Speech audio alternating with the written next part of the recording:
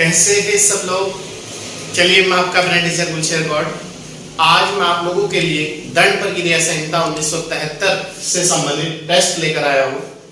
और इससे पहले आप लोगों को पता है कि हम आपको एवरी शनिवार आप लोगों को टेस्ट उपलब्ध कराते हैं और आप लोगों को इस तरीके से टेस्ट उपलब्ध कराते हैं काट छाट के, जो हमारे एग्जाम से संबंधित महत्वपूर्ण चीजें होती है। तो आप कंटिन्यूटी के साथ जुड़े और ज्यादा से ज्यादा लोगों को जोड़ने का प्रयास करें। जिस तरीके से हम आप लोगों के साथ कंटिन्यूटी के साथ काम करते हैं, ऐसे ही आप भी हमारे साथ मिलकर कंटिन्यूटी के साथ काम करें। और जो लोग हमारे साथ विन आईएएस कैंपस की टीम के साथ जुड़े हुए हैं, उन लोगों का बहुत बहुत शुक्रिया, धन्यवाद और उनका हार्दिक स्वागत है, उन लोगों का वेलकम है। और जो अभी तक नहीं जुड़े और आगे जुड़ेंगे, उन लोगों का भी विन आईएएस कैंपस की क्लासों में हार्दिक स्वागत है, अभिनंदन है, वेलकम है उन लोगों का। तो आइए आज मिलके हम लोग एक सफलता को कायम करेंगे और सफलता के साथ साथ हमारा जो लक्ष्य है वो आसान हो जाएगा अगर हम कंटिन्यूटी के साथ मिलके काम करेंगे।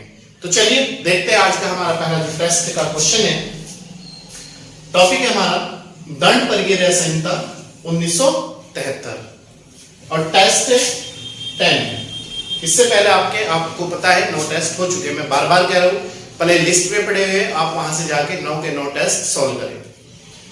चलिए पहला क्वेश्चन है, दंड प्रक्रिया संहिता 1973 के अंतर्गत क्या अभियुक्त अपने बचाव में स्वयं साक्षी है? एविडेंस हो सकता है अपने बचाव में। दंड प्रक्रिया संहिता 1973 के अंतर्गत क्या कोई अभियुक्त अपना स्वयं का बचाव कर सकता है या नहीं कर सकता है? तो देखते हैं। यदि वह लिखित प्रार्थना पत्र करता है तो, मतलब वो न्यायालय में लिखित प्रार्थना पत्र देता है तो, केवल मौखिक निवेदन पर, सी केवल सत्र न्यायालय की अनुमति से, डी केवल मुख्य न्यायिक मजिस्ट्रेट की अनुमति से। तो बताइए क्या कर सकता है? यस कर सकता है। कब कर सकता है? अगर वो न्यायालय में लिखित प्रार्थना पत्र देता है कि मैं खुद अपना बचाव अपना आप करूंगा। तो इसका आंसर हो जाएगा ए। ठीक है। क्वेश्चन नंबर 2, दंड प्रक्रिया संहिता के अंतर्गत विकृत चित्त अभियुक्त को कुछ विधिक संरक्षण दिए गए हैं। यह प्रावधान किस धारा में है? विकृत चित्त व्यक्ति को कुछ विधिक संरक्षण मतलब कुछ कानूनी छूट दी गई है। यह प्रावधान किस धारा में है? धारा 328, 331, 334 और सभी धाराओं में, मतलब 28 में भी, 31 में भी और 34 में भी। तो बताइए इसका आंसर क्या है? इसका जो हमारा आंसर है वो है धारा 328। तो हमारा आंसर हो जाएगा ए। क्वेश्चन नंबर 3, दंड प्रक्रिया संहिता की निम्न में कौन सी धारा प्रतिकर भुगतान न्याय से संबंधित है? दंड प्रक्रिया संहिता की निम्न में कौन सी धारा प्रतिकर भुगतान न्याय से संबंधित है? धारा 335, धारा 356, धारा 357 और धारा 359। बताइए कौन सी धारा संबंधित है? यह है आपकी धारा 357। तो सी आंसर हो जाएगा हमारा। ठीक है। दंड प्रक्रिया संहिता की निम्न में कौन सी धारा प्रतिकर भुगतान न्याय से संबंधित है? तो धारा 357 प्रतिकर भुगतान न्याय से संबंधित है। क्वेश्चन नंबर 4, हाल ही में माननीय उच्चतम न्यायालय ने, मतलब सुप्रीम कोर्ट ने, किस वाद में या केस में यह निर्धारित किया है कि बलात्कार, अगर कोई बलात्कार का मामला है तो उसका निपटारा मध्यस्थता द्वारा नहीं होगा? तो बताइए माननीय सुप्रीम कोर्ट ने किस केस में या किस वाद में यह कहा था कि अगर कोई बलात्कार का मामला है उसका निपटारा मीडिएटर या मध्यस्थता के द्वारा कंप्रोमाइज नहीं किया जाएगा? किस केस में कही थी ये बात? तो ये बात ए ऑप्शन है, हरदीप बनाम पंजाब राज्य, मध्य प्रदेश बनाम मदन लाल केस, सी प्रहलाद बनाम हरियाणा राज्य, डी कोई नहीं, नन ऑफ दिस। बताइए किस केस में यह बात कही गई थी? यह बात कही गई थी बी में, मध्य प्रदेश बनाम या वर्सेस मदन लाल केस में। ठीक है, मध्य प्रदेश वर्सेस मदन लाल केस में। क्वेश्चन नंबर 5, 1973 की निम्न धाराओं में से कौन सी धारा कहती है कि जब तक अन्यथा उपबंधित ना हो अपील का ना होना? जब तक अन्यथा उपबंधित ना हो अपील का ना होना। ए धारा 372, धारा 373, धारा 375। बताइए किसमें कहा गया था? सब ये कहा गया था धारा 372 में।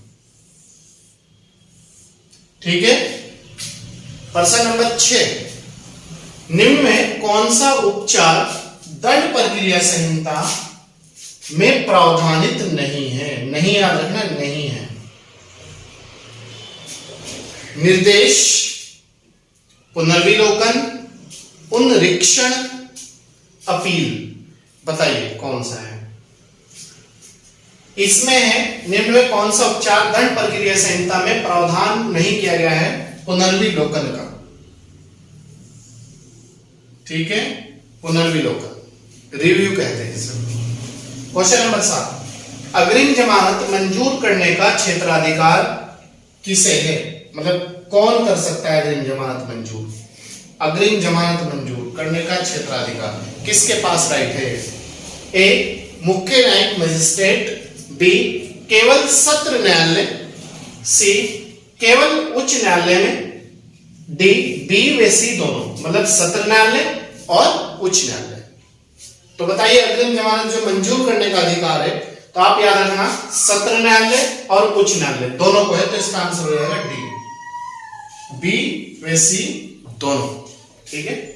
क्वेश्चन नंबर 8, 1973 की धारा 438 में अग्रिम जमानत निम्न में से किस प्रकार के अपराधों के लिए है? मतलब किस प्रकार के अपराध में अग्रिम जमानत दी जा सकती है? धारा 438 के तहत। ठीक है। जमानती अपराधों के लिए, जो जमानती अपराध उनके लिए, गैर जमानती अपराधों के लिए, ए व बी दोनों के लिए, और डी कोई नहीं, नन ऑफ दिस। धारा 438 में जो अग्रिम जमानत का प्रावधान किया गया है, जो बताया गया है, जो लिखित है, वह है गैर जमानती अपराधों के लिए। तो हमारा बी आंसर हो जाएगा। ठीक है। इसके बाद क्वेश्चन नंबर 9, दंड प्रक्रिया संहिता 1973 की किस धारा के अंतर्गत, दंड प्रक्रिया संहिता 1973 की किस धारा के अंतर्गत अनियमितता है जो प्रक्रिया को दूषित नहीं करती? याद रखना, वो कौन सी समस्या है जो ट्रायल चल रहा है उसे दूषित नहीं करती, बताई गई है। दंड प्रक्रिया संहिता 1973 की किस धारा में अनियमितता है जो प्रक्रिया को दूषित नहीं करती, बताई गई है? धारा 460 में, धारा 461 में, 462 में, 466 में। बताइए किस धारा में बताई गई है? यह बताई गई है आपकी धारा 460 में। ठीक है। क्वेश्चन नंबर 10, 1973 की किस धारा में वे अनियमितताएं जो विचार को दूषित करती है? यहां याद रखना, यहां नहीं करती, दूषित अनियमितता जो प्रक्रिया को, यहां पूछा है प्रक्रिया को दूषित नहीं करती, और यहां पूछा है विचार को दूषित करती हो। यहां विचार है, वहां प्रक्रिया है। ठीक है। बताई गई है किस धारा में? धारा 460, 461, 466 और 467 में। बताइए किस धारा में बताई गई है? यह बताई गई है आपकी धारा 461 में। ठीक है। तो याद रखना 1973 की किस धारा में अनियमितता जो विचार को दूषित करती हो, दूषित जो करती है वो 61 में है, और वह अनियमितता जो प्रक्रिया को दूषित नहीं करती वो 460 में है। नहीं दूषित प्रक्रिया को नहीं करती 460, और विचार को दूषित करती है वो 461। क्वेश्चन नंबर 11, 73 के अंतर्गत गलत स्थान पर प्रकरण के विचारण करने का क्या प्रभाव होता है? 1973 के अंतर्गत गलत स्थान पर प्रकरण के विचारण करने का क्या प्रभाव होता है? स्वतः दूषित होगी। बी, दूषित होगी यदि ऐसी गलती के कारण न्याय नहीं मिल पाया है। ठीक है। सी है, गंभीरता देखी जाएगी। बताइए इसका आंसर क्या हो जाएगा? इसका एक बार फिर देख लीजिएगा, मोस्ट इंपोर्टेंट टॉपिक है, पॉइंट है। 73 के अंतर्गत गलत स्थान पर प्रकरण के विचार करने का क्या प्रभाव होता है? स्वतः दूषित होगा। दूषित होगा यदि ऐसी गलती के कारण न्याय नहीं मिल पाया, अगर सही जस्टिस नहीं होता। गंभीरता देखी जाएगी, तो इसमें बी आंसर हो जाएगा। ठीक है। क्वेश्चन नंबर 11 का आंसर जो है बी।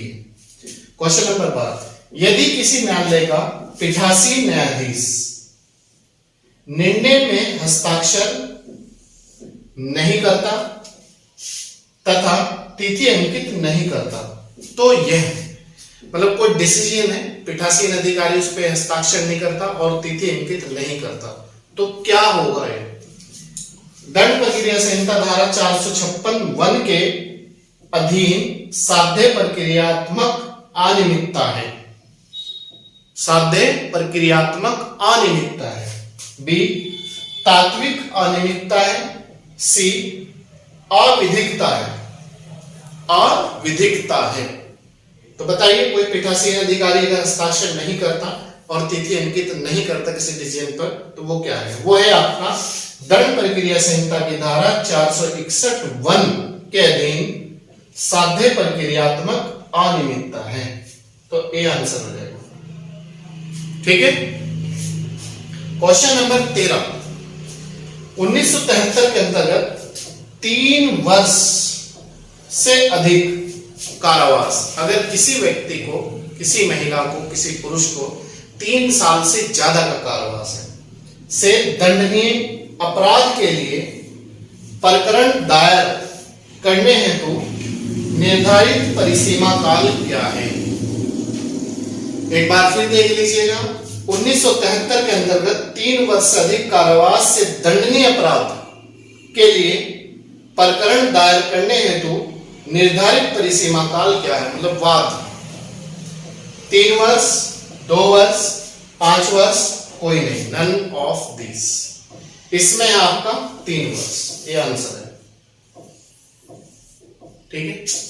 इसके बाद क्वेश्चन नंबर 14 है, 1973 के अंतर्गत कोई भी न्यायालय किसी ऐसे अपराध का संज्ञान, कोई भी न्यायालय किसी ऐसे अपराध का संज्ञान जो केवल अर्थदंड से दंडनीय है, याद रखना, जो केवल अर्थदंड से दंडनीय है, परिसीमा काल के अवसान के अंतर्गत नहीं लगेगा।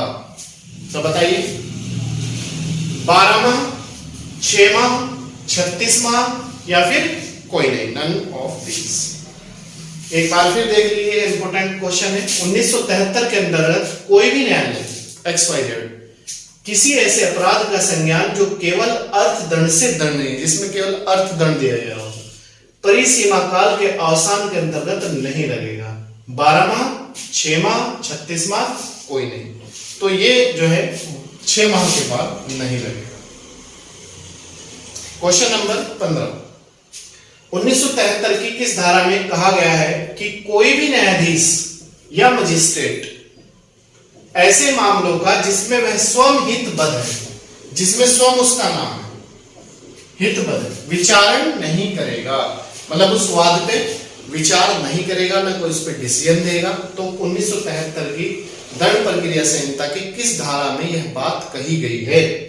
धारा 478, 477, 479। बताइए किस में कही गई है बात? यह बात कही गई है धारा 479 में,